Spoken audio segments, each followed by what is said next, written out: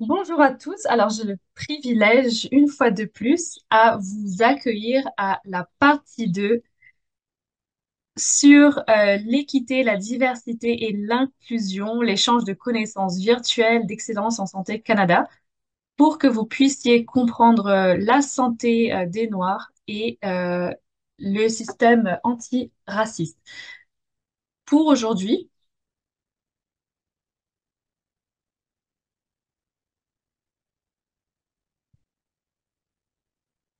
pardon, je crois que c'est maintenant qu'on peut dire de changer, de passer à la prochaine diapo. Alors, on va aller à la prochaine diapo. Alors aujourd'hui, on va s'assurer que tout le monde sait comment utiliser les mesures qui sont à votre disposition, que ce soit l'interprétation simultanée. Aujourd'hui, nous avons justement de l'interprétation, de la traduction de quatre manières différentes. Nous avons l'interprétation simultanée en français. Nous avons également de l'interprétation visuelle, donc ASL. Donc, si vous souhaiteriez entendre la voix de notre interprète simultanée française, cliquez sur le bouton en bas de votre écran. De la même manière, vous avez de l'interprétation visuelle disponible. Vous avez également la langue des signes québécoise qui est à votre disposition. Chacune de ces choses peut être accessible en cliquant sur le petit emoji en bas de votre écran. Et en plus de l'interprétation simultanée, la session sera également enregistrée et cet enregistrement sera disponible par email et sur tous les sites internet de ESC. Cette session est est un endroit pour l'apprentissage et nous espérons que vous allez apprendre beaucoup de choses.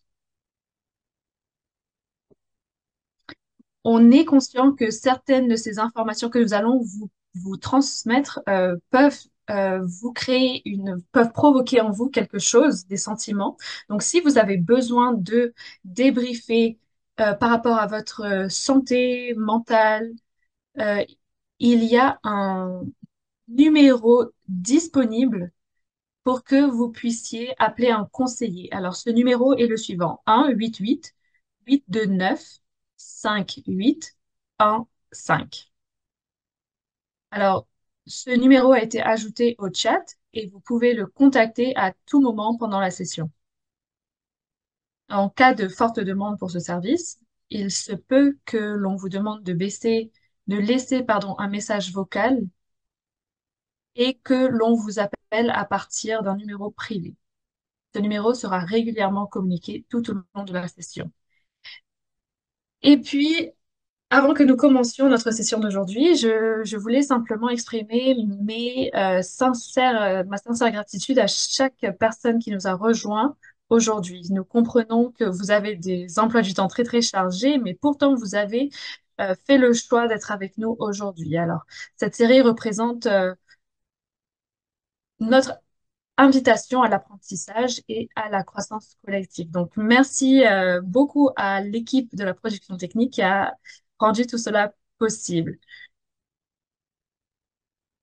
Et donc maintenant, je vais passer la parole à mon collègue et mon partenaire dans le crime qui s'appelle Brady Como, qui est le chef de programme principal au sein de l'équipe chargée de la sécurité des patients et de l'équité et de l'engagement. Alors, Brady, à toi le tour. Merci, Kate, pour cette introduction. Je vais demander à ce qu'on passe à la prochaine diapo et puis encore après ça. Alors, comme vous le savez, je m'appelle Brady et je suis le co-hôte de cette session. Et je voulais simplement remercier Ken de nous avoir vraiment lancé dans cette réunion. Et donc, je vous rejoins du Bureau d'excellence en soins de santé Canada. qui se situe sur les terres traditionnelles du territoire algonquin. Et ici, à Healthcare Canada, nous sommes attachés à la vérité, à la réconciliation et nous comprenons la nécessité d'apprendre à favoriser des relations respectueuses et réciproques avec les gouvernements, les Premières Nations de ce pays.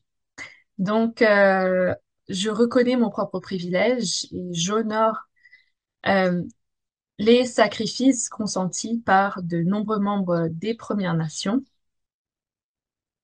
que ce soit aujourd'hui ou dans tout le pays. Donc, je vous exprime ma gratitude pour votre présence. Et je vous invite également à réfléchir aux terres d'où vous nous rejoignez et son histoire. Et vous pouvez rajouter dans le chat la terre sur laquelle vous vous tenez en ce moment. Alors, depuis sa création, l'échange virtuel de formation sur l'équité, la diversité et l'inclusion a été co-développé avec un groupe consultatif qui joue un rôle crucial euh, en fournissant des conseils, des idées et des perspectives sur le contenu et les intervenants potentiels de l'échange virtuel de formation. Je tiens à remercier les membres du groupe consultatif pour leurs idées, leur expertise, les conseils qu'ils nous ont donnés. Brady, est-ce que pourrais juste te demander de parler un peu plus fort, s'il te plaît? Est-ce que c'est mieux comme ça? Merci beaucoup de m'avoir fait remarquer cela. Je voulais juste remercier et prendre le temps voilà, d'honorer la vie de Joana Fontella Delta Lopez.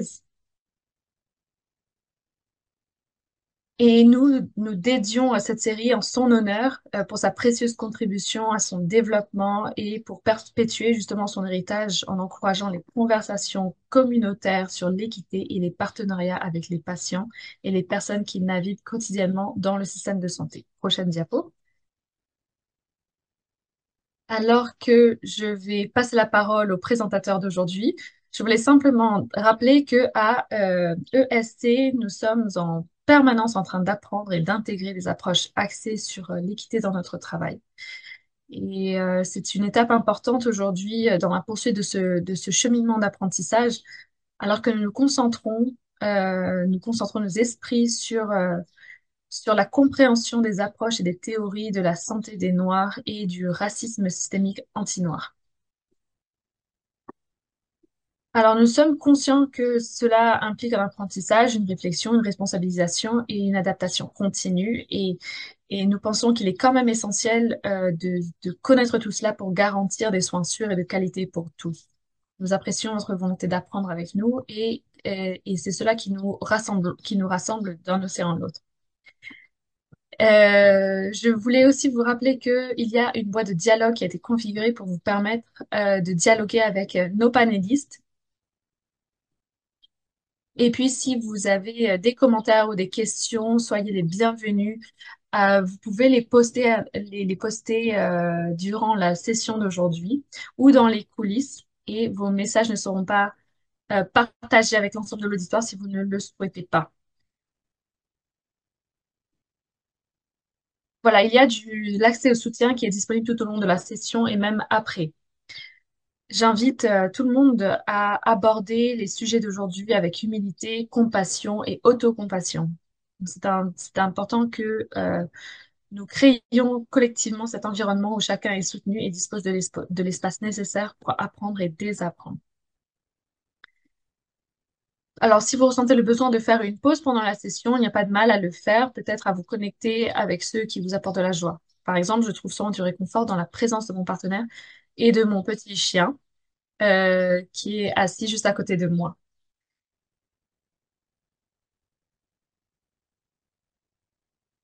Donc, si vous avez besoin de faire une pause, n'hésitez pas parce que cette session sera enregistrée. Vous aurez accès à cet enregistrement.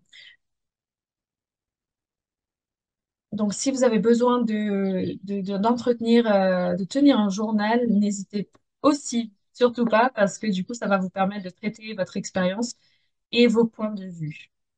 Et ensuite, j'ai le plaisir de présenter et d'accueillir notre oratrice, le docteur Osimor Dryden et le docteur Soumé.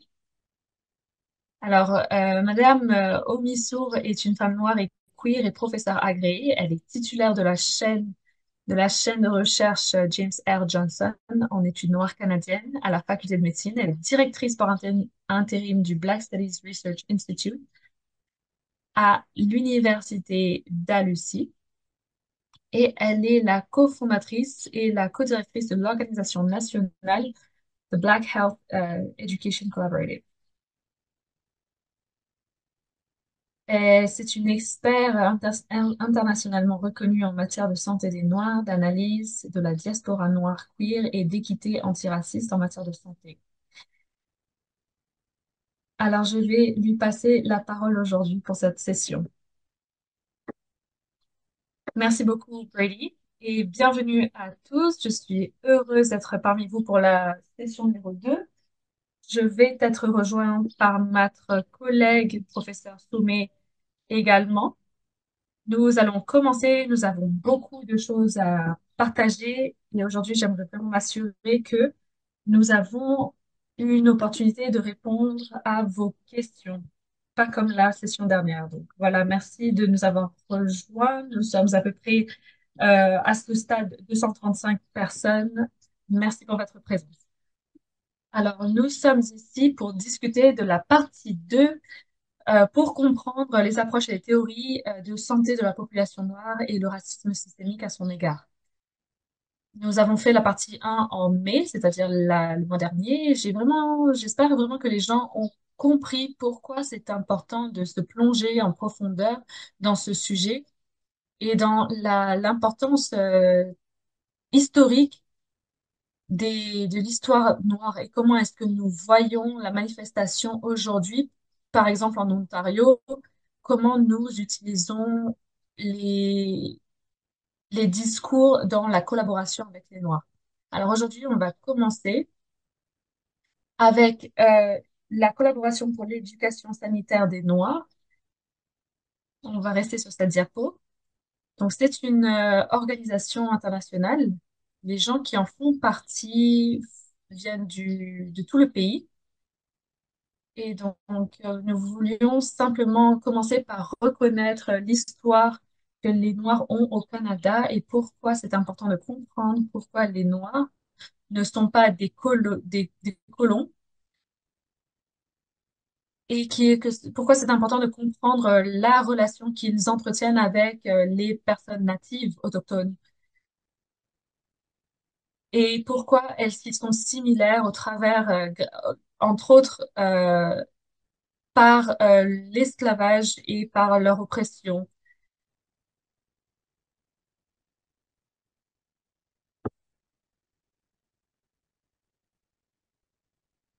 Alors, c'est avec gratitude que nous reconnaissons toutes les personnes qui sont ici dans ce pays, qui sont des minorités dans ce pays. Nous travaillons et nous jouons dans ce pays et dans cette région dans laquelle je me trouve en particulier. Et là, en ce moment, je me trouve en Jamaïque.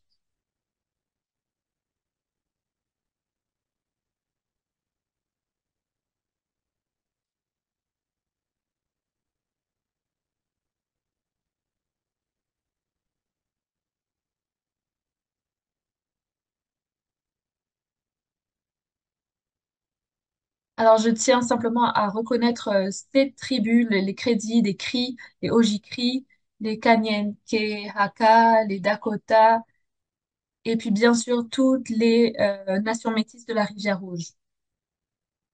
Il y a beaucoup de territoires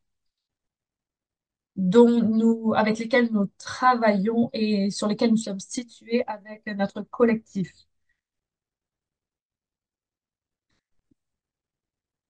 Donc, nous nous souvenons de nos ancêtres, les peuples africains déplacés de force sur l'île de la Tortue en raison de la traite transatlantique des esclaves, de même que les récits et les séquelles associées au colonialisme et au néocolonialisme qui continuent d'avoir des répercussions sur le peuple africain et les descendants. Donc, nous réalisons que ces informations sont probablement nouvelles pour les gens,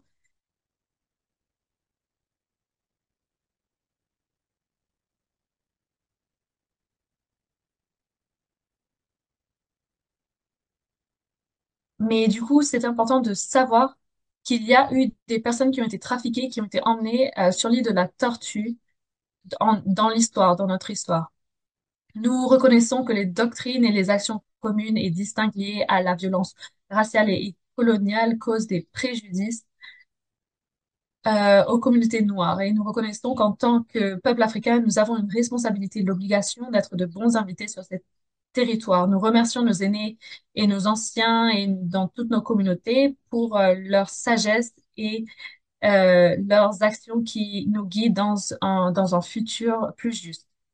Alors, une des questions qu'on nous a posées, c'était sur le colonialisme et les séquelles de l'esclavage.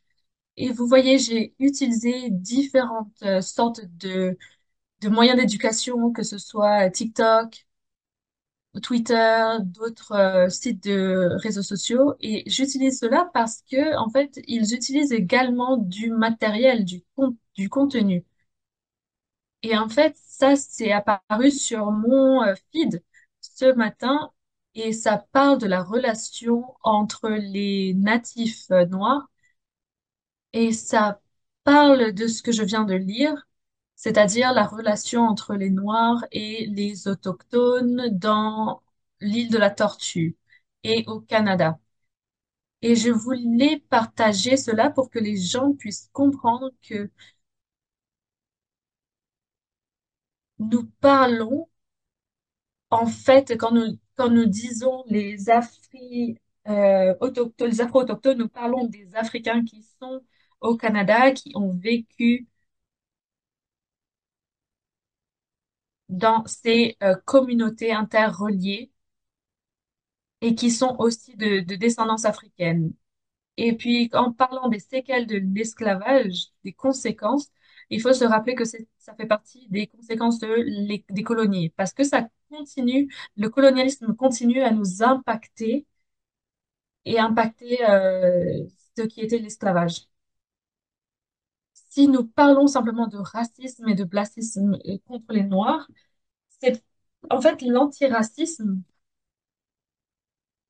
Enfin, le racisme vient directement du transatlantique, de la traite, et comment les choses ont été, comment les Noirs ont été traités contre leur volonté. Et de nouveau, en parlant de déplacement forcé,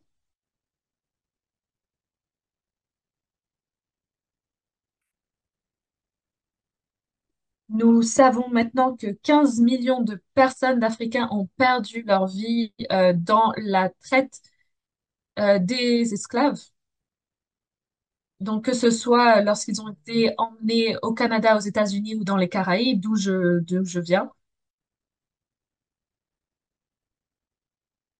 Et il y a beaucoup de personnes qui n'ont, il y a beaucoup de personnes qui ressentent comme quoi leur langue a été volée et qui n'ont pas les mots, pour s'exprimer. Donc, aujourd'hui, nos objectifs sont en gros vont ressembler à ceci, c'est-à-dire on aura une retour sur la partie numéro 1, on va parler de racisme envers la population noire dans le système de santé, les répercussions structurelles de la suprématie et du privilège blanc. Et puis ensuite, nous aurons des applications pratiques et on va vous en montrer. Et puis ensuite, je sais qu'il y en a beaucoup qui sont intéressés à la collaboration pour l'éducation sanitaire des Noirs. Et donc, nous allons revoir tout cela. Donc, nous allons faire une présentation. Nous avons notre premier sondage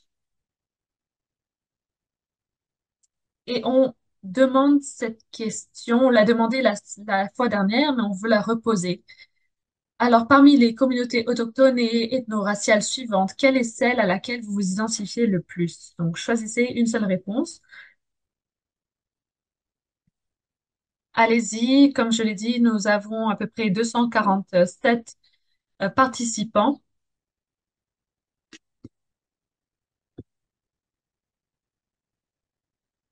Je ne peux pas voir de mon côté combien de personnes.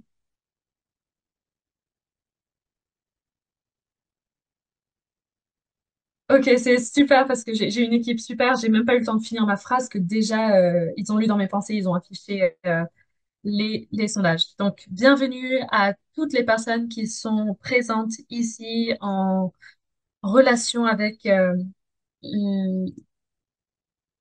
la collaboration pour l'éducation sanitaire des Noirs et merci pour celles qui sont ici. Je sais que le langage qu'on utilise est un peu challengeant.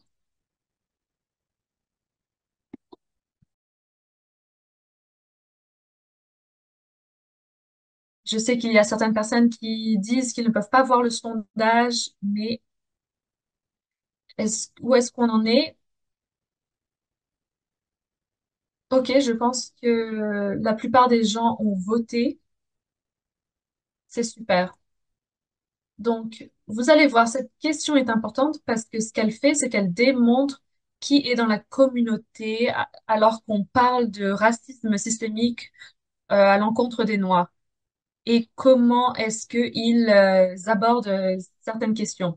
Super, donc c'est la fin du sondage, on va partager les résultats et on va passer à la prochaine diapo. Merci, donc ça me permet de voir qui est ici présent dans la salle. Alors, comme la dernière fois, je voulais remercier mes collègues pour cet outil. S'il vous plaît, sur votre téléphone, ça peut être old school, ça peut être sur une feuille de papier avec un stylo, mais simplement écrivez. Peut-être vous avez un document Word sur votre ordinateur ouvert, donc prenez simplement des notes de cette session. Qu'est-ce que vous apprenez? Comment est-ce que vous vous ressentez? Et quelles sont les prochaines étapes dans l'apprentissage par la pratique. Et si vous avez vos notes de la session précédente, ramenez-les à l'avant, devant vos yeux, parce que peut-être que vous allez avoir une réponse différente, peut-être que vous allez opérer de manière différente. Donc voilà, pensez simplement à votre propre réflexion sur ces deux questions. Prochaine diapo. Donc, pourquoi la santé des Noirs? Donc, on a parlé un peu d'histoire, l'histoire du Canada et comment est-ce que nous sommes directement connectés à la disparité que nous voyons en ce moment. Vous n'allez pas être surpris, mais moi, j'ai été surprise quand j'ai parlé à des preneurs de décision, des administrateurs qui ont pensé que la meilleure manière d'augmenter l'accès à la santé des Noirs, c'était de enseigner aux Noirs d'être de meilleurs patients. Et en fait, c'est une blague, c'est pas comme ça que ça se passe. Il faut vraiment qu'on puisse adresser le racisme systémique contre les Noirs. C'est pas une question d'être de bons patients. Il y a, il y a encore des traumatismes de naissance, il y a encore des, des salaires diminués, il y a encore, par exemple, aussi leurs douleurs qui ne sont pas prises au sérieux. Et ça n'a rien à voir avec le fait d'être un bon patient, mais ça a tout à voir avec le racisme systémique des Noirs dans la grande machine. Voilà, donc je voulais simplement parler, c'est ce qu'on voit en termes de barrières. Donc je voulais simplement faire une petite revue rapide. Alors souvent, on voit aux patients et on dit, ah, il faut être un bon patient. Mais comment est-ce qu'on peut être un bon patient lorsqu'on on doit se démener avec la misogynie, avec le racisme envers la communauté noire. Comment est-ce qu'on peut être un bon patient lorsque tout le temps on fait face à du racisme anti-noir?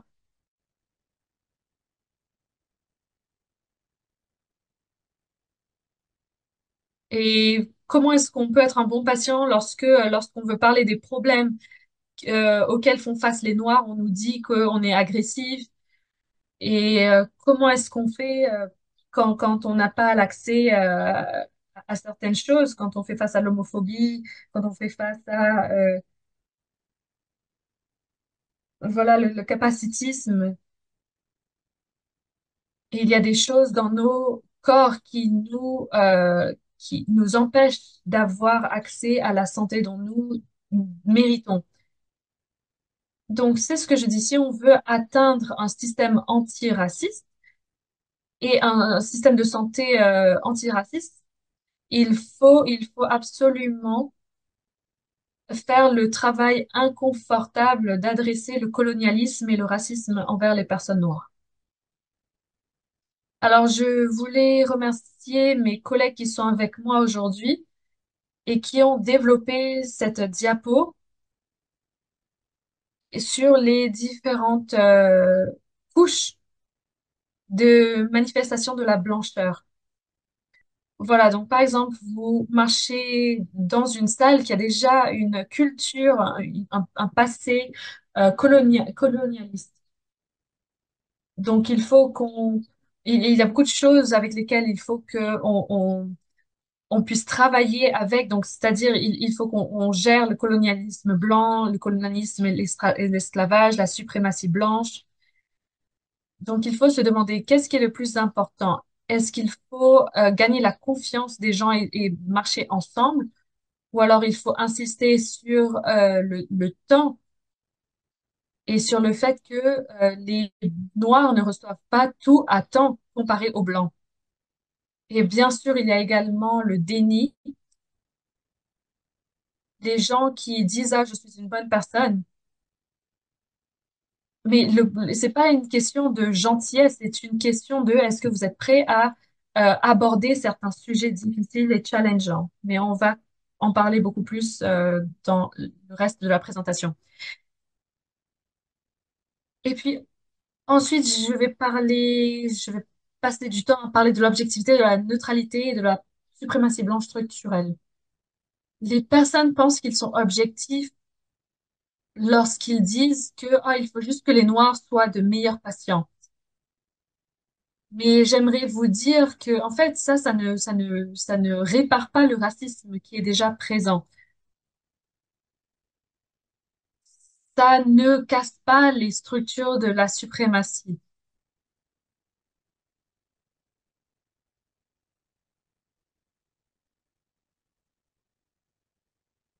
Donc, la dernière session et cette session, vous allez voir que notre direction, c'est de commenter. La meilleure manière d'être meilleur à commenter, c'est de commencer à répondre. Et la science n'est pas objective.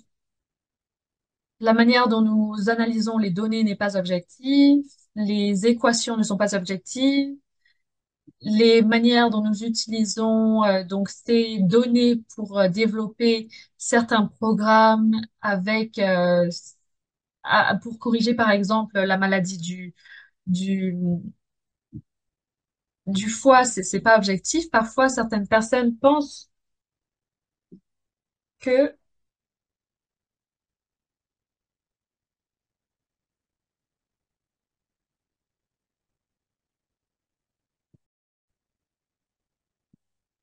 Et voilà pourquoi nous devons être bien sûr impliqués avec ces soins de santé antiracistes et intersectionnels. Donc, merci beaucoup d'être avec moi aujourd'hui pour cet aperçu et donc aussi pour avancer par rapport à ce qu'on a déjà évalué en mai. Et donc, j'ai ma collègue ici que j'ai le plaisir de vous présenter. Bonjour, bonjour, docteur Dryden, c'est un plaisir d'être avec vous aujourd'hui. Et Dr. Dryden a dit euh, la manière ou les plans sur lesquels nous devons avancer. Et donc, je fais partie aussi de la Women's League Nation. Et le projet sur lequel je travaille pour l'instant, c'est un projet avec des grands-mères. Donc, c'était des relations qui se sont créées, qui étaient vraiment magnifiques et donc des grands-mères qui faisaient partie des Premières Nations. Et donc, ces grands-mères m'ont souvent parlé de ces choses-là, c'est-à-dire les relations entre les personnes noires et les personnes autochtones, des relations qui sont parfois cachées ou dissimulées. Et c'était quelque chose qui était dissimulé aussi dans sa famille. Et cela m'a permis de un peu mieux comprendre l'opportunité que nous avons ici pour la coexistence. Donc, via le Black Health Education Collaborative, nous sommes donc des universitaires, des praticiens et des médecins, bien sûr, afin de voir comment nous pouvons changer les formations dans les professions de la santé pour améliorer la santé des communautés noires partout au Canada. Et avec Dr. Dryden, nous avons aussi parlé donc de l'intersectionnalité, comme nous avons dit, et nous regardons donc, enfin, le Dr. Dryden se focalise vraiment sur la question de l'antiracisme contre les personnes noires dans son ensemble, alors que nous nous focalisons plutôt sur donc la recherche et l'amélioration des formations pour les médecins. Nous voulons donc que ce soit un changement systémique. Nous sommes donc très impliqués puisque nous nous posons la question sur comment est-ce que nos systèmes de formation et d'éducation peuvent vraiment changer et aussi comment est-ce que à quel point nous sommes prêts à changer ces systèmes parce qu'ils sont très imbriqués dans la société. Prochaine diapo. Donc, comme nous l'avons appris avec Dr. Dryden, au Canada, il y a une très longue histoire de communautés de personnes noires. Bien sûr, il y a des personnes en Nouvelle-Écosse, à l'Ontario, mais il y a aussi cette représentation que les personnes noires sont toujours en train d'arriver.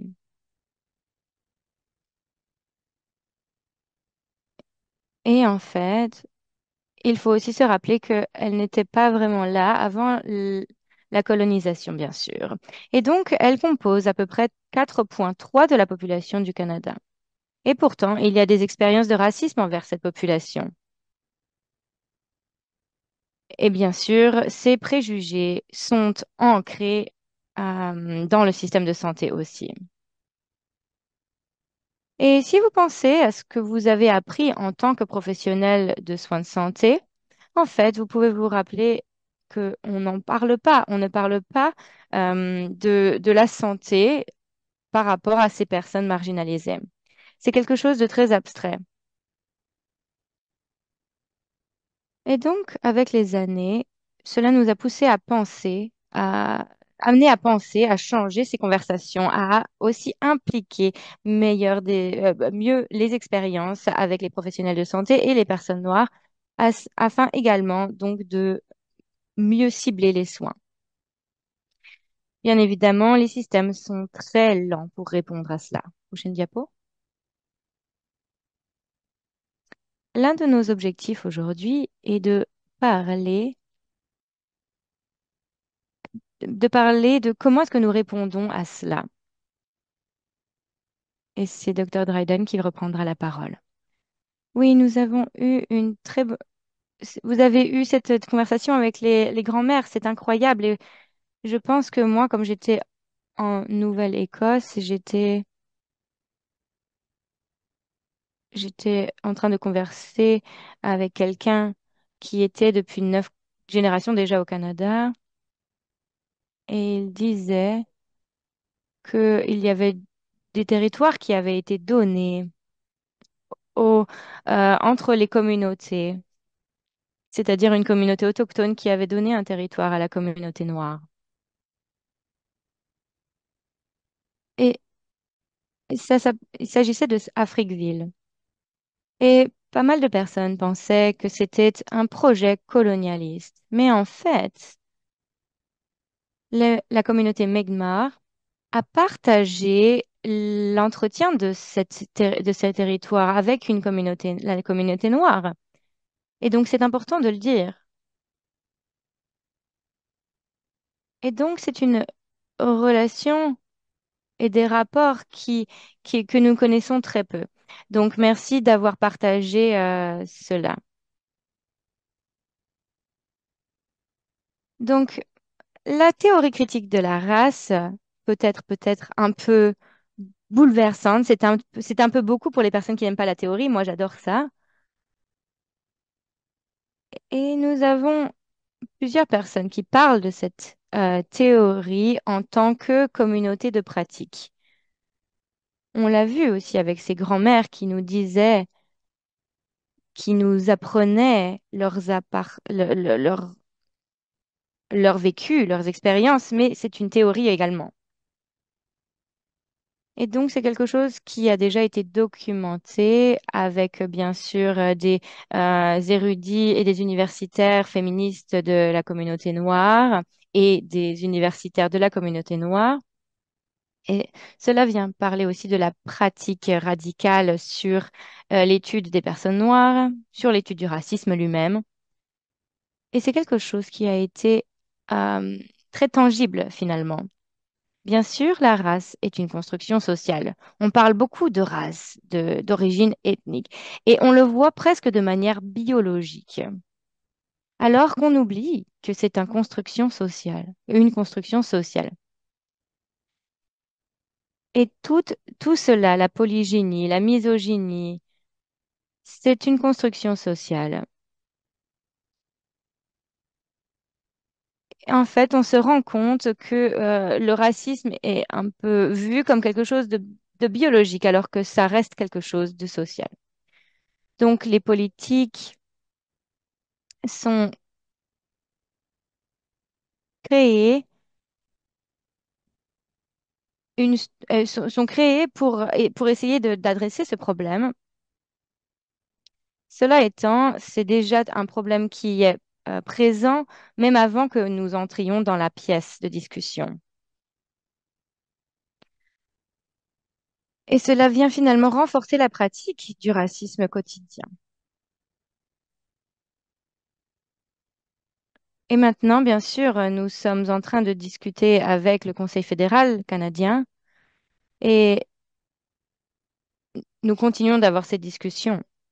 Mais c'est quelque chose qui est tellement imbriqué dans tous les systèmes que ça vient remettre en cause la structure même du système.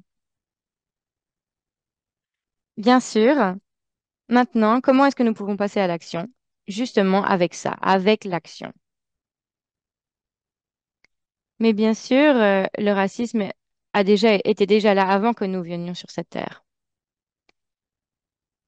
Et donc, c'est une expérience horrible, bien sûr, mais c'est une expérience même quotidienne. C'est quelque chose que nous devons toujours combattre. Et aussi quelque chose qui a besoin d'une interruption très localisée.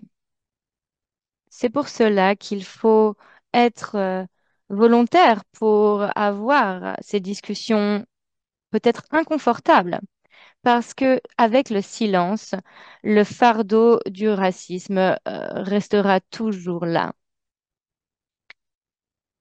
Et bien sûr, et les personnes qui sont racistes ou qui ont des activités racistes se sentiront plus confortables. Donc, il faut également comprendre qu'il est essentiel pour nous de comprendre comment le racisme fonctionne et comment est-ce qu'il entraîne des iniquités entre les personnes. Et donc, c'est pour cela que, à la dernière session, j'ai voulu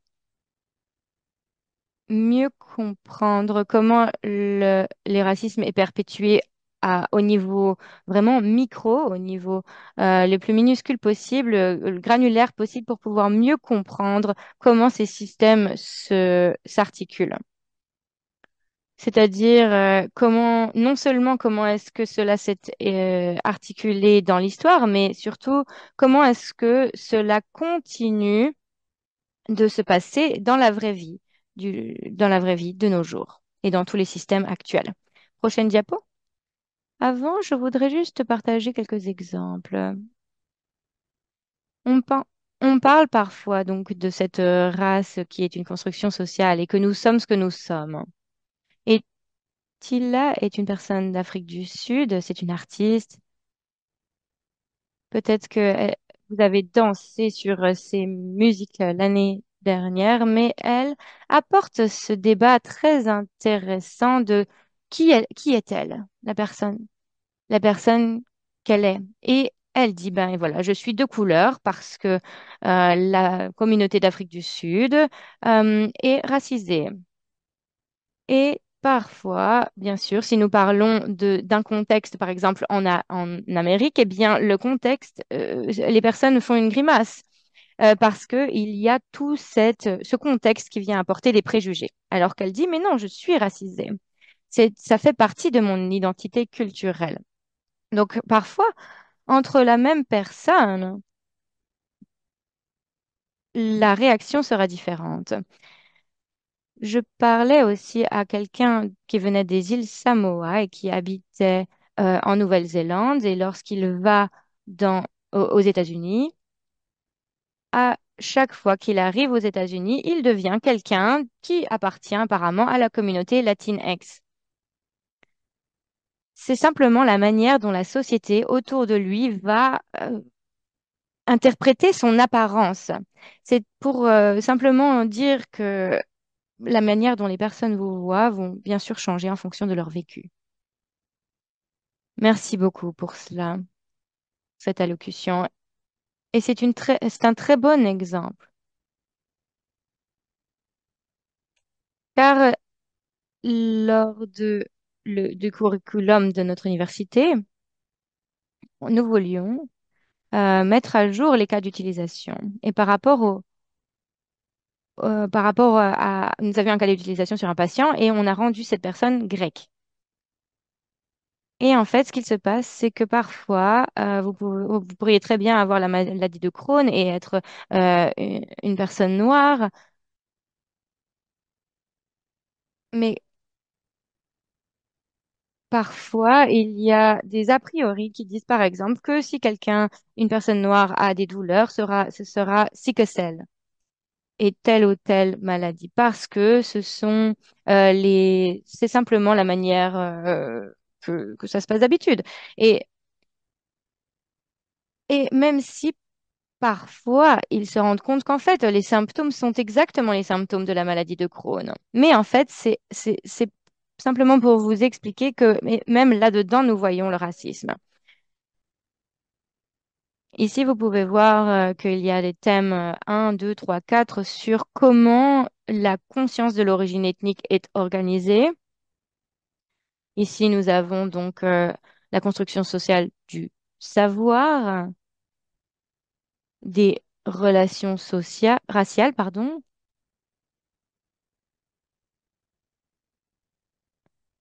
et aussi le fait de prendre l'habitude de savoir comment se critiquer soi-même par rapport à nos habitudes. Prochaine diapo. Donc, c'est un peu ce qu'on avait dit déjà l'année dernière fois, c'est sur l'intersectionnalité et l'antiracisme. Bien sûr, les personnes ont énormément de situations qui mettent en lumière l'intersectionnalité. En fait, c'est simplement la manière dont nous faisons l'expérience de nos vies. C'est-à-dire que ce n'est pas manichéen ou pragmatique.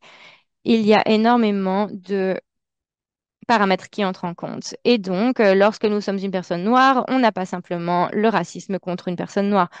On pourrait aussi très bien souffrir de misogynie parce que nous sommes une femme, par exemple. Donc, on ne peut pas se focaliser que sur tel ou tel mouvement, par exemple l'homophobie ou le racisme ou la misogynie. L'intersectionnalité vient mettre en lumière que les choses sont très complexes et résoudre ce problème est également très complexe, mais c'est parce que la vie est complexe elle-même. Et donc, il faut que nous puissions avoir des discussions compliquées afin de pouvoir régler un problème complexe. Prochaine diapo. Je ne sais pas si vous vouliez rajouter quelque chose ici, Soumet.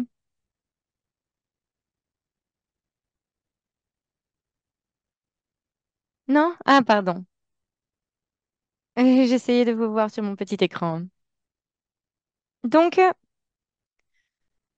ça, c'est quelque chose dont nous avons déjà parlé. C'est basé sur les actions. J'en ai parlé déjà un peu plus tôt. Que, en fait, nous pouvons soutenir cela et s'assurer que nous vivons une bonne vie, mais il faut faire énormément, énormément d'efforts. Et peut-être que parfois, les personnes ne veulent pas s'impliquer dans un tel travail. Mais je pense qu'il faut avoir des pratiques, enfin, avoir plus que la théorie, mais avoir vraiment l'élément de la pratique pour que nous puissions évoluer en tant que communauté de soins.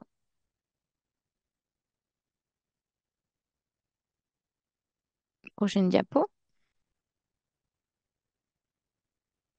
Bien sûr, ici, nous avons Kimberly Crenshaw qui dit que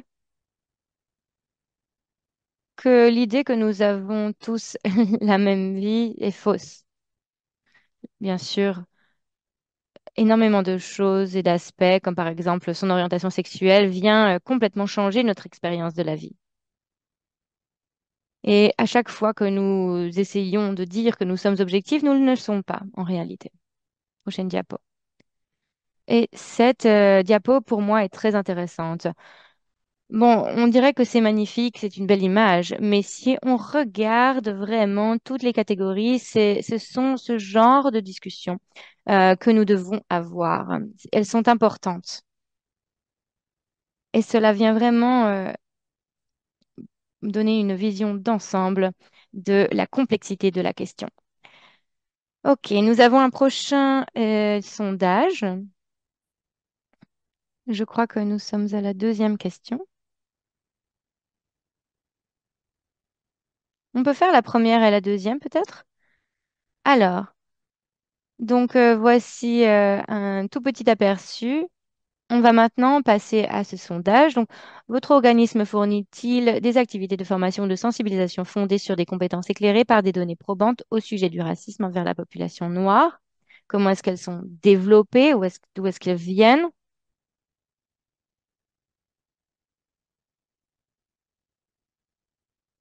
Donc, on va attendre encore quelques instants pour avoir vos réponses. Il y a plus de 250 personnes à l'appel aujourd'hui.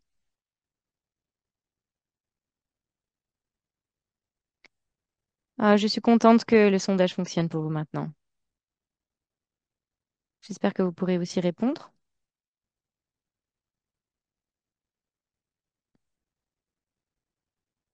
On va partager maintenant les réponses. Donc, je suis ravie de voir qu'il y a pas mal de réponses qui disent pas encore, mais c'est assez équilibré. J'aurais bien voulu vous retrouver en personne aujourd'hui pour pouvoir vraiment vous poser quelques questions sur les spécificités de vos expériences. Je pense que les personnes pourraient inscrire dans le clavardage quelle est leur situation précise, si jamais vous voulez les connaître. Prochain sondage, s'il vous plaît. Super. Ici, nous vous demandons, votre organisme fournit-il des activités de formation ou sensibilisation fondées sur des compétences validées par des communautés et des spécialistes noirs au sujet du racisme envers la population noire? Est-ce que c'est comme cela que ces activités de formation sont conçues?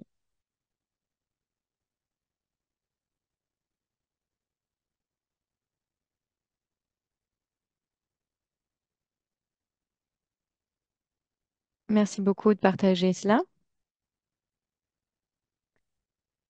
Merci beaucoup d'avoir partagé certaines Certains commentaires dans le clavardage?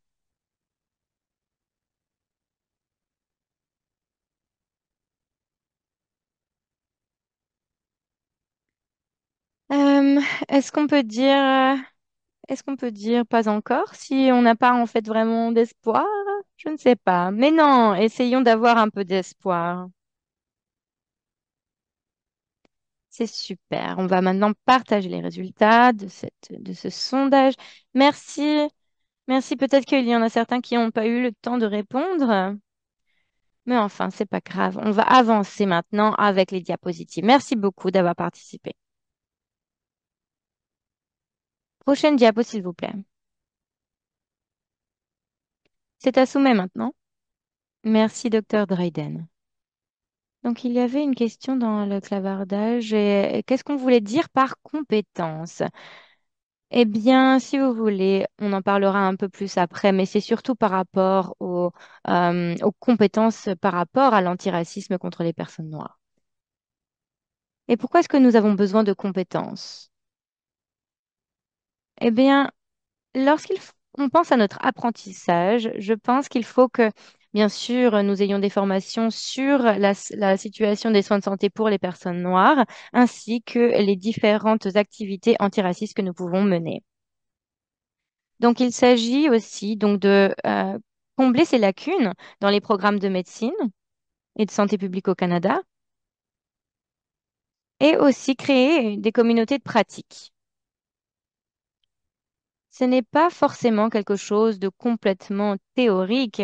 Cela doit avoir lieu également sur le terrain. Il faut tirer ces apprentissages des personnes qui ont déjà une expérience vécue dans ces pratiques. Et c'est ça qui va pouvoir créer ces compétences, créer ces structures, ces stratégies et ces activités. Donc, bien sûr, il y a des personnes qui peuvent être experts et des personnes qui peuvent être peut-être débutants en termes de connaissances, mais il faut bien sûr prendre cela en compte. Donc, ces dernières années, nous avons donc élaboré des compétences clés,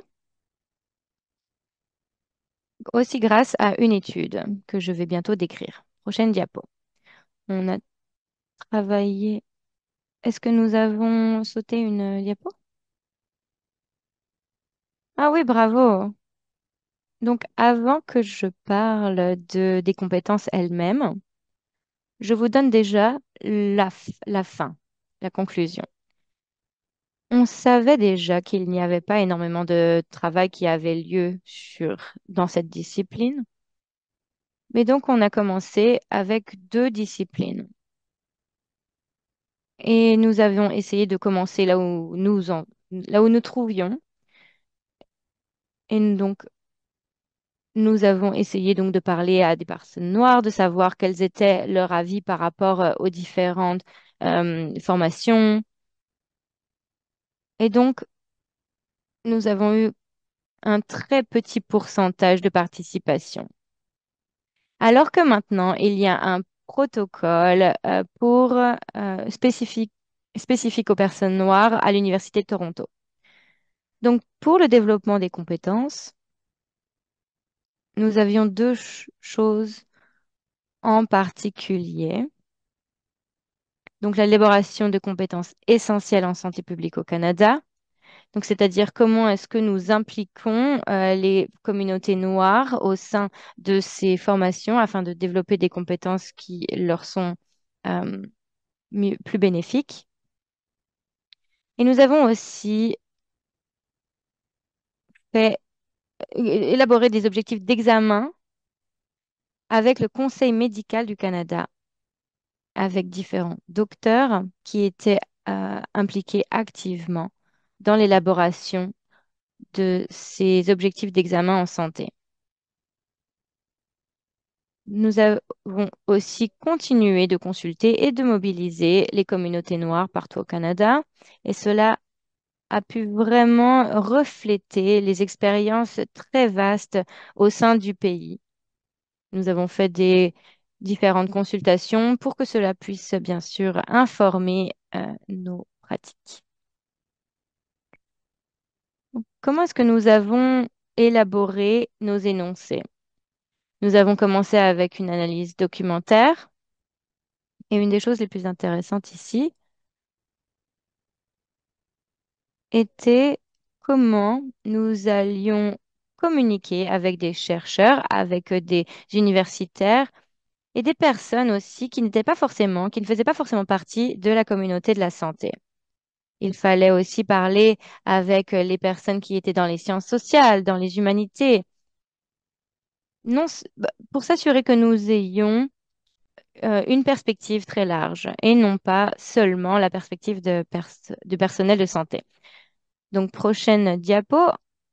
Il y a eu donc trois différents tours, un, deux et trois. Et je vais vous donc parler donc de la méthodologie. Et nous sommes vraiment très enthousiasmés par rapport à cette étude et nous allons bientôt publier les résultats. Vous pourrez y avoir accès au cours des prochains mois. Prochaine diapo. Donc, qu'est-ce que nous avons trouvé? Nous avons commencé ce travail en 2020 et on peut regarder ici la figure 2, c'est les tendances annuelles dans les publications.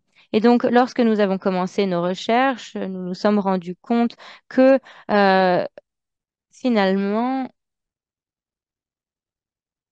nous avons réussi à motiver plus de mentions dans les publications au sein de différentes disciplines. La majorité de ce travail est publié aux États-Unis et un petit pourcentage au Canada. Comme vous pouvez le voir, il y en a aussi en Amérique centrale et du Sud. Prochaine diapo. À qui nous avons parlé? Vous pouvez voir que nous avions des personnes impliquées de la plupart des provinces.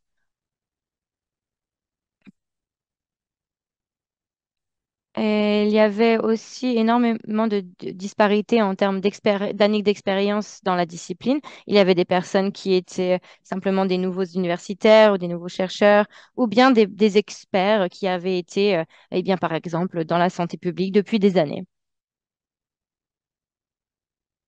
Prochaine diapo.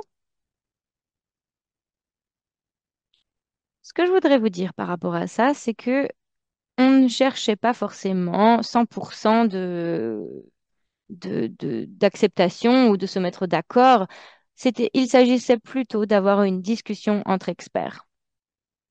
Donc, il y avait des personnes qui pensaient que certains thèmes étaient importants, alors que d'autres personnes n'étaient pas d'accord. C'était donc un processus très interactif. Et nous voulions aussi, bien sûr, consulter des experts et des personnes aussi de notre comité, où parfois, nous pensions qu'un thème était vraiment très intéressant et très important, alors que pour d'autres personnes, ce n'était pas si important que ça. Donc, le fait d'avoir pu collaborer avec différents experts nous a permis de rajouter des points qui étaient vraiment les plus importants. Et donc, je vais vous présenter les thèmes ici. Donc, les énoncés. La plupart des personnes devaient vraiment mieux raisonner avec un énoncé qui se rapprocherait le plus de de leur vie et de leur expérience. Donc, par exemple, il y avait la mise en lumière de définitions de la santé, du bien-être aussi, centrée sur des paradigmes afro- et africentriques. Et souvent, parfois, les connaissances ont finalement été au détriment des communautés euh, noires. Il s'agissait donc de mettre en lumière des expériences intersectionnelles mettant en valeur cette diversité, cette pluralité et l'hétérogénéité des perspectives et des expériences des personnes noires. Et donc,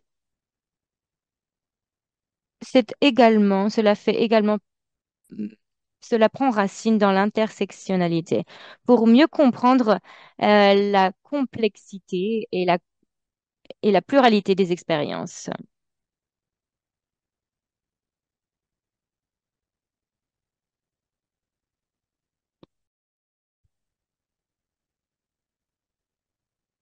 Alors, ici, nous allons simplement reconnaître les différentes perspectives africentriques de la santé et du bien-être des personnes noires.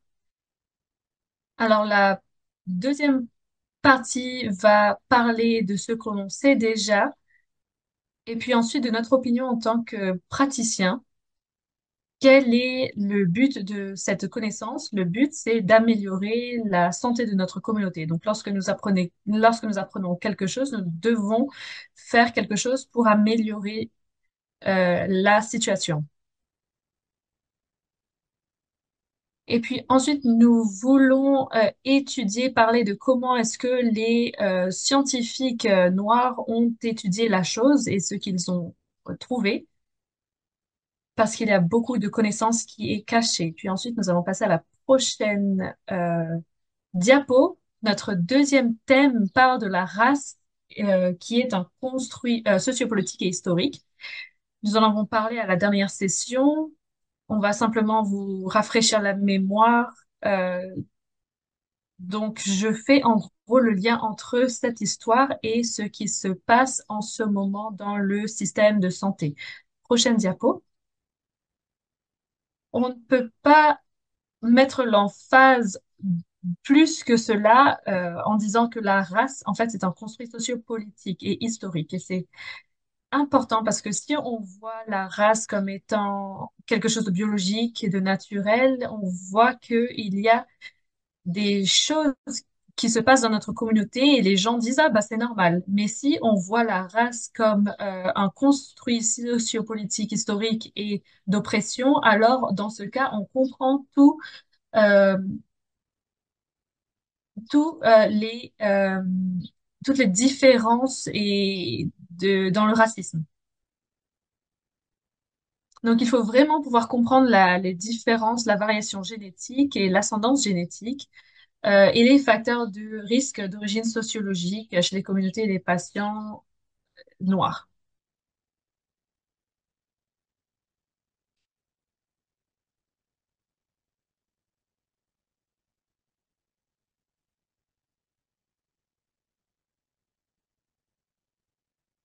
Alors,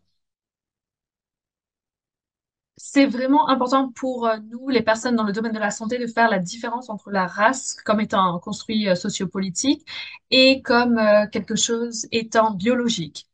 Il faut également pouvoir comprendre l'héritage de l'esclavage et comment est-ce que ça continue à se manifester dans le domaine de la santé. On parle de la douleur ressentie par les personnes noires et ça peut être retrouvé des siècles en arrière et donc cet esclavage continue à impacter les communautés d'aujourd'hui. Je vais passer à la prochaine diapositive.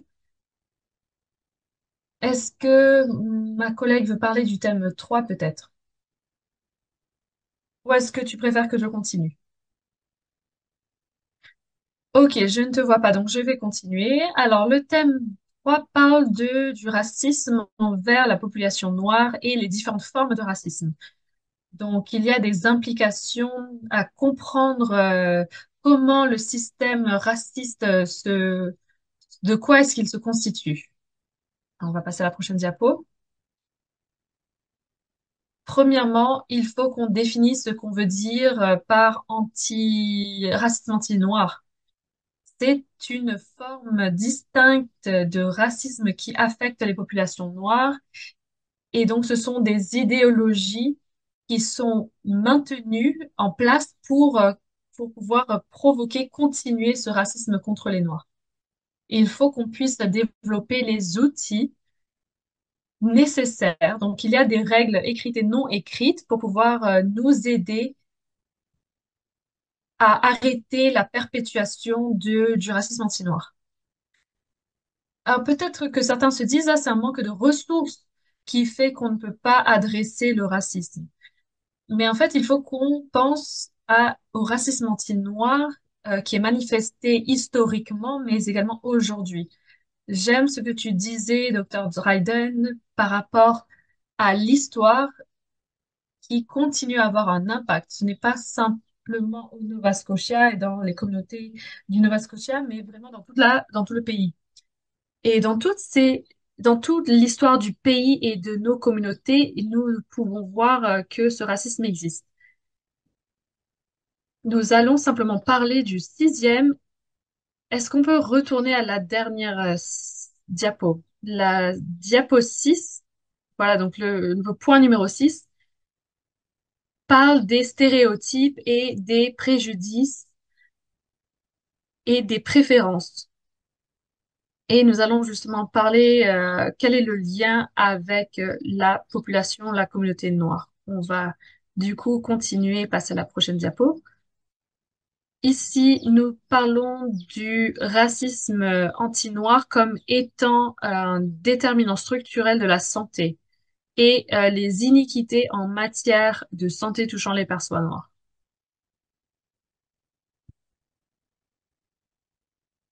Alors, on parle, il s'agit de notre éducation, de la structure, c'est-à-dire des systèmes qui déterminent euh, comment les choses sont distribuées dans la société.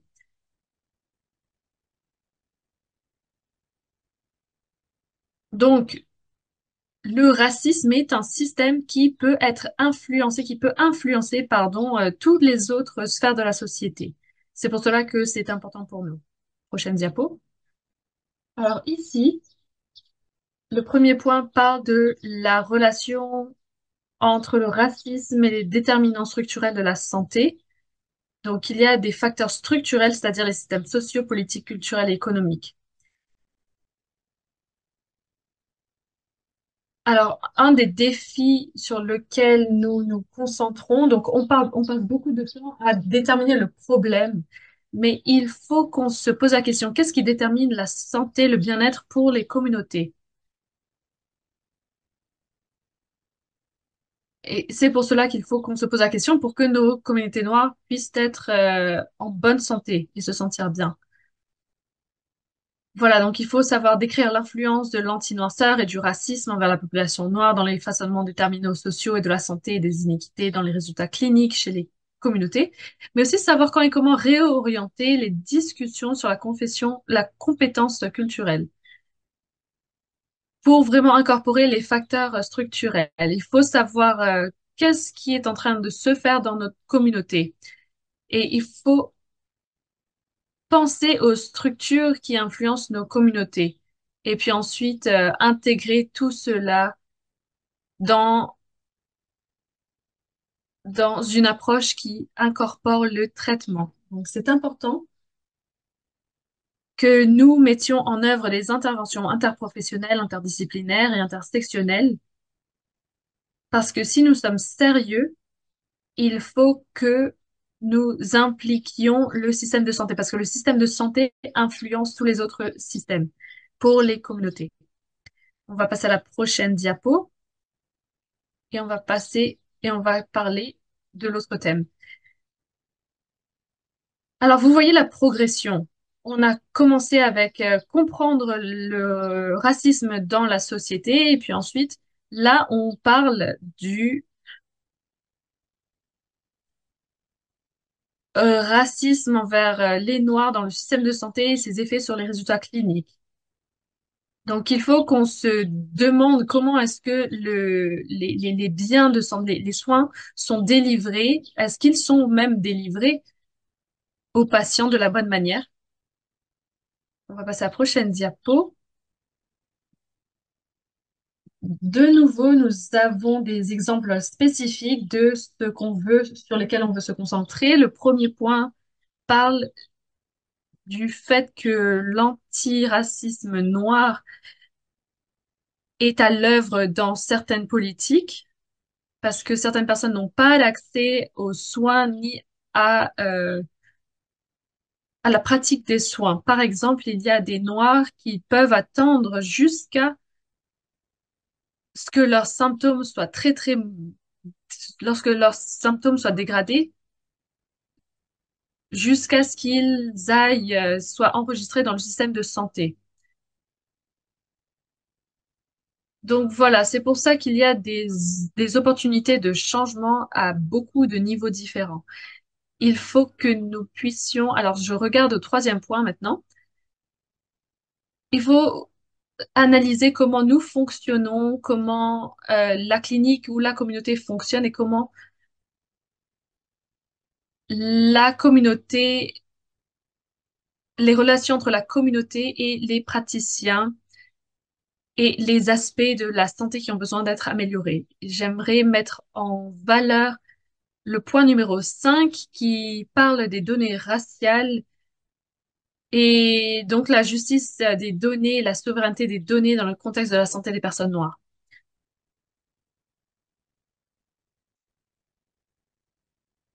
Donc c'est pour cela qu'il faut analyser la relation des concepts avec les pratiques actuelles, des mesures des résultats cliniques. On fait un bon travail, mais il faut faire beaucoup mieux. Il y a une très bonne, de bonnes données en termes de communauté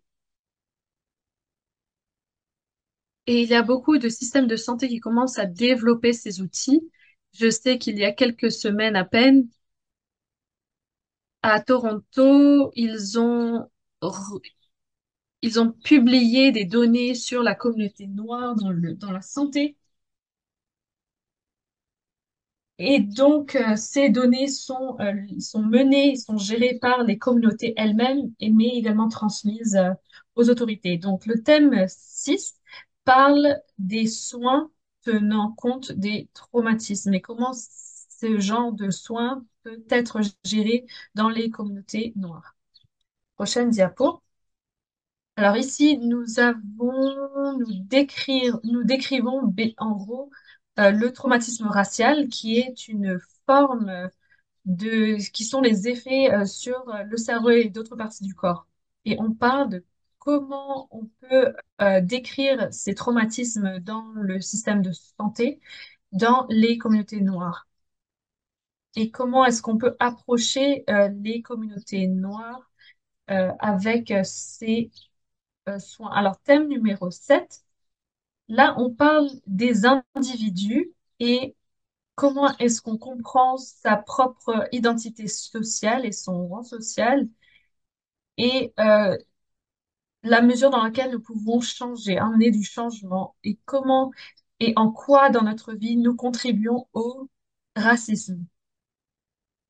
Généralement, ça vient des gens qui votent les lois et qui décident qu'est-ce qu'on va financer, qu'est-ce qu'on va pas financer, qu'est-ce qu'on va soutenir, qu'est-ce qu'on va pas soutenir. Donc vraiment, c'est une question de conscience, de pensée, de réflexion critique. On va passer à la prochaine diapo. Ici, si vous êtes une personne blanche, au deuxième point, réfléchissez au concept de blancheur, de suprématie blanche et de fragilité blanche et comment est-ce que vous voyez le maintien des systèmes d'oppression et du racisme envers les personnes noires? Je fais ce travail et avec les gens et tout à la fin, les personnes blanches me demandent, bon, d'accord, mais je fais quoi? Et c'est important de comprendre comment est-ce qu'on passe de la connaissance à l'action. C'est important de comprendre, d'écouter, mais aussi d'avoir cette réflexion et de surtout commencer à mettre en pratique et mettre à l'œuvre certaines choses dans votre travail, vous savez, dans vos partenariats. On va passer à la prochaine diapo. Notre dernier thème est en fait en rapport avec l'alliance critique et la revendication d'espèces sûres pour les communautés noires. On passe à la prochaine diapo, qui sera notre dernière diapo sur les thèmes. Alors, on voulait simplement aborder le fait que les communautés noires n'ont pas besoin d'être sauvées.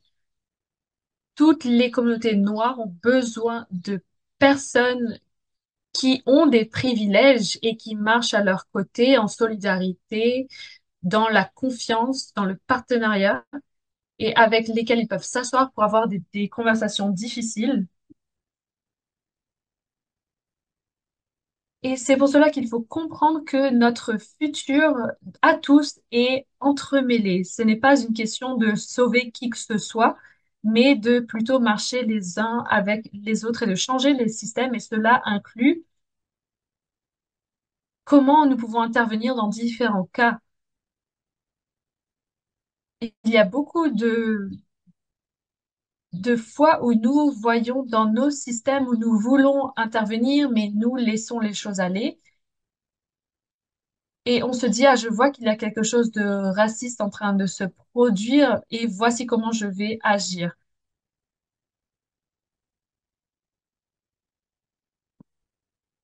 Et il faut savoir aussi comment est-ce que nous pouvons aider nos collègues, nos collaborateurs, afin de créer un endroit sécur pour eux.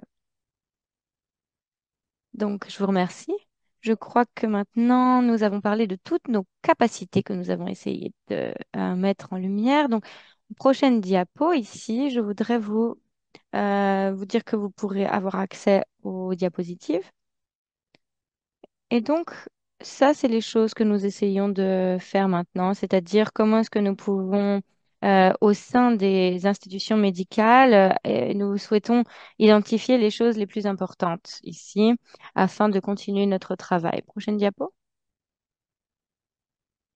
Je voudrais maintenant passer un peu de temps pour parler du précis de la santé dans la communauté noire.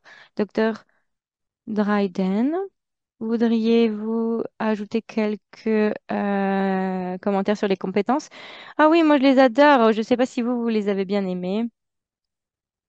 Mais ce qui est vraiment le plus important par rapport à ces compétences, c'est qu'elles ont été utilisées pour aider à développer des objectifs d'examination qui ensuite agira en tant que ligne directrice.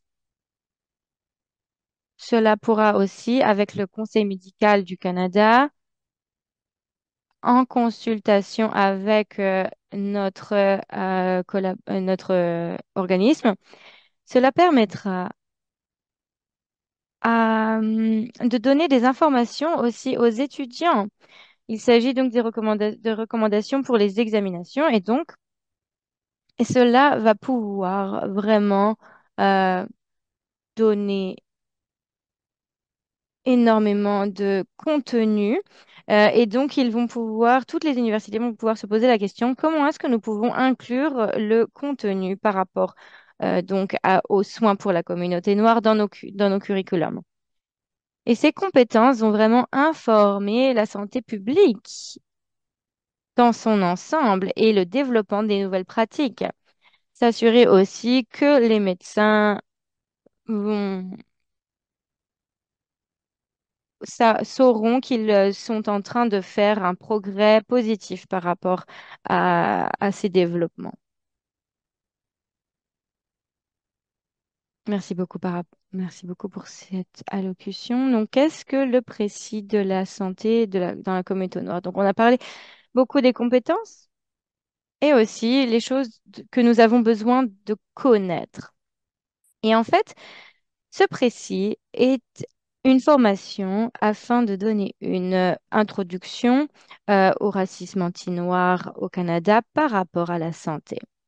Donc, pensez à ces compétences qui ont été présentées par Dr. Dryden et en fait, il faut aller encore plus profond. Donc, c'est un cours qui dure plusieurs heures, qui a été élaboré aussi avec donc toute la communauté et ça vise à transformer la formation des médecins et professionnels de la santé. Donc, ce précis va vraiment impliquer tout ce dont nous avons parlé aujourd'hui, c'est-à-dire la théorie. Il y a donc des cours en ligne autodirigés. Et il y a 8 modules. C'est complètement asynchrone. Il y a une version en anglais disponible et la version en français sera disponible bientôt. C'est interactif aussi. Nous avons des études de cas. Il y a du contenu multimédia. Il y a des vidéos avec des experts. Il y a beaucoup d'opportunités pour vraiment réfléchir, pousser la réflexion. Il y a beaucoup de quiz aussi et des questionnaires. Et donc, avant de continuer à chaque module, je vous encourage vraiment à réfléchir. Euh, je vous encourage tout le monde à s'arrêter pour réfléchir à ses propres problématiques. Donc, les personnes qui vont commencer ce cours doivent vraiment prendre leur temps parce qu'il va falloir apprendre et aussi désapprendre. Prochaine diapo. Donc, comment est-ce qu'on peut accéder à ce précis? Eh bien, il faut aller sur notre site internet. Vous pouvez ici voir ce lien qui sera partagé par l'équipe exceptionnelle du ESC. Et donc, si vous êtes une organisation et vous voulez faire le cours avec une équipe, nous pourrons avoir aussi un modérateur ou un animateur qui peut vous aider. Donc, il s'agit simplement de nous contacter et nous essaierons de trouver la meilleure manière de vous aider. Mais vous pouvez également accéder à cette information tout seul, tout seul. C'était la dernière diapo. Donc, je voudrais inviter maintenant de nouveau Dr. Dryden qui va pouvoir euh, terminer quel- dire quelques mots à la fin du précis. Mais je voudrais revenir à la diapo 50 ou... Ah non, vous êtes trop loin. Non, ravancez, ravancez. Voilà, celle-ci. Oui, nous n'avons pas bien vu cette diapo. En fait, grâce au précis, vous pourrez choisir votre chemin d'apprentissage en fonction de qui vous êtes. Donc, vous ne verrez pas dans d'autres précis ces différents cursus. Ici, par exemple, si vous êtes un apprenant de couleur noire, ou bien si vous êtes un apprenant autochtone, ou bien si vous êtes racisé ou bien blanc, vous aurez différents chemins d'apprentissage. Et donc ça, c'est très important parce que quelqu'un a posé la question, par exemple, sur la fragilité blanche. Eh bien, ce genre de considération va dépendre en fonction de votre contexte. Par exemple, les personnes blanches parfois ont peur de parler ou se sentent inconfortables lorsqu'on parle du racisme ou des choses qu'ils voient dans la vie qui sont anti-noirs, par exemple. Ils se sentent pas très bien. Et donc, on essaye vraiment de avoir un réel débat sur cela pour essayer de construire aussi leur résilience par rapport à ces thèmes. Et donc, cette fragilité est ça. Il s'agit donc de reconnaître que les personnes blanches parfois ne se sentent pas à l'aise avec ces thèmes.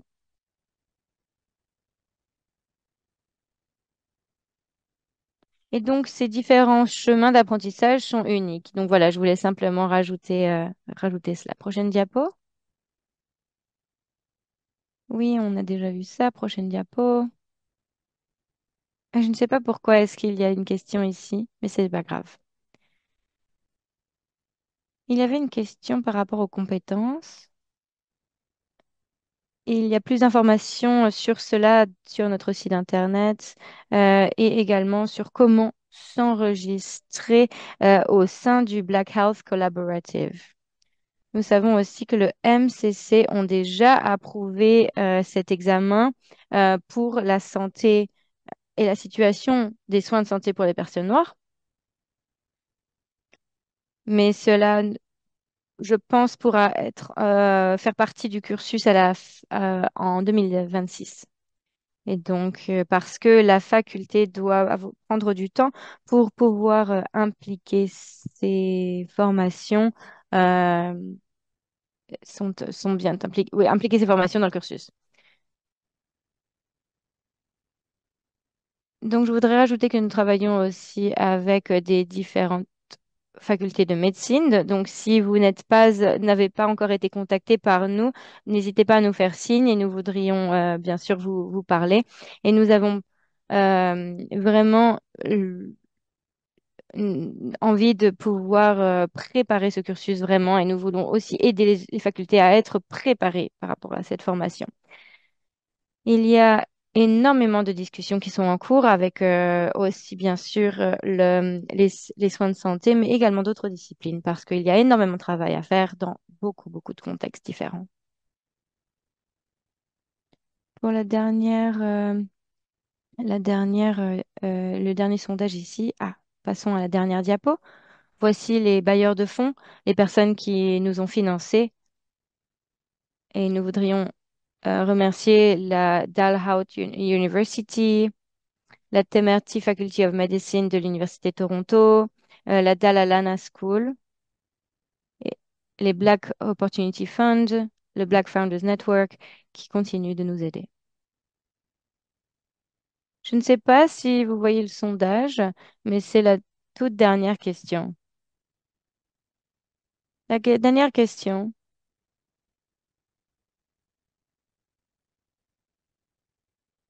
Après, je sais que nous n'avons plus beaucoup de temps, pardon, mais je voudrais juste vous parler d'exemples inspirants de systèmes de santé luttant contre le racisme structurel envers la population noire. Et si vous allez sur la prochaine diapo, je l'ai mentionné dans notre première session.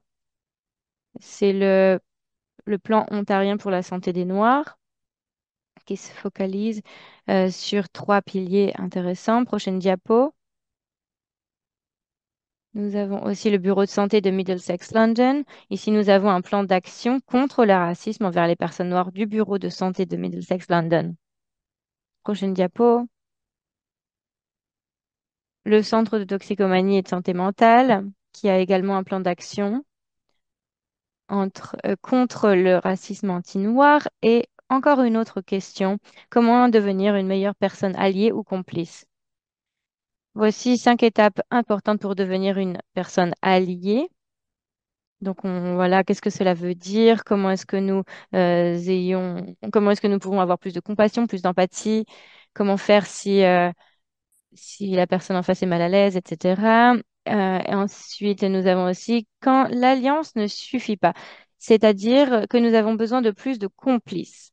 En fait, les personnes noires essayent vraiment d'avoir des vies et être épanouies dans leur vie. Et donc, cela veut dire que toutes les personnes qui sont simplement alliées, ce n'est presque pas assez. Il faut vraiment agir et s- soutenir ces personnes-là côte à côte. Et cela veut dire que parfois, il faut bien sûr se poser des questions et poser des questions à toutes les personnes de la communauté noire, ainsi que les universitaires noirs et toutes les personnes qui parlent de ces concepts-là et qui sont bien sûr de couleur noire. Je voudrais ensuite présenter cette responsabilisation dans l'équité raciale pour les personnes noires et il y a donc une série de questions ici, c'est-à-dire comment le problème est-il défini pour savoir en fait si le travail d'équité est bien fait. Donc comment le problème est-il défini, l'a défini ce problème, etc. Prochaine diapo, je ne sais pas si vous aviez encore quelques commentaires avant que nous vous rendions la parole à ESC. Je voulais simplement juste vous remercier, vous demander aussi que si vous avez n'importe quelle question, vous pouvez nous écrire et nous avons hâte de continuer la conversation avec vous. J'espère voir beaucoup d'entre vous dans la Black Health Collaborative. Merci beaucoup et donc je vous rends la parole, équipe ESC. Et si vous avez des questions, n'hésitez pas, nous répondrons par email. Merci beaucoup. Merci beaucoup, Dr. Dryden, et merci, Sommet. Tellement de choses à dire. Mais vu que nous n'avons plus beaucoup de temps, je voudrais remercier tout le monde pour votre participation aujourd'hui. Et cela conclut. Tout d'abord, un petit rappel, c'est que vous aurez un numéro d'urgence et de soutien qui sera partagé dans le clavardage. C'est le 1-888-929-58-15. Et donc, je voudrais dire que cela conclut notre série sur la compréhension des systèmes d'inéquité qui ont un impact sur l'accès à des soins de santé sûrs et de qualité pour les personnes de race noire. Merci beaucoup pour votre attention et les interprètes vous remercient.